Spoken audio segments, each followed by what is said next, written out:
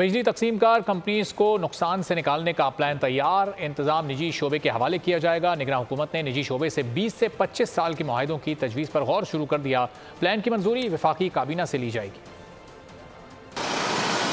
बिजली की तकसीमकार कंपनियां सूबों को देने की तजवीज़ मौक़र, कंपनियों की मैनेजमेंट निजी शोबे के हवाले की जाएगी। निगरान हुकूमत ने मुस्तकबिल के प्लान का फ्रेमवर्क तैयार कर लिया। वज़ारत तवानाई हुक्काम के मुताबिक फैसला पावर सेक्टर के बढ़ते कर्जे के पेश नज़र किया गया। निजी शोबे से 20 से 25 साल के मुआहिदों की तजवीज़ है। हुक्काम के मुताबिक तकसीमकार कंपनियां सालाना 590 अरब के नुकसानात कर रही हैं। 1200 अरब रुपए से ज़ायद की रिकवरियाँ भी ज़ेर इल्तिवा हैं। गर्दशी कर्जा भी 2500 अरब से ज़ायद हो चुका है। निजी शोबे को रिकवरीज में मुनाफा दिया जाएगा। 50 अरब तक रिकवरी में 10% प्रॉफिट मिलेगा। 100 अरब रिकवरी पर 15% मुनाफा देने की तजवीज़ है। सराय के मुताबिक डिस्कोस के प्लान की मंजूरी वफाकी काबीना से ली जाएगी।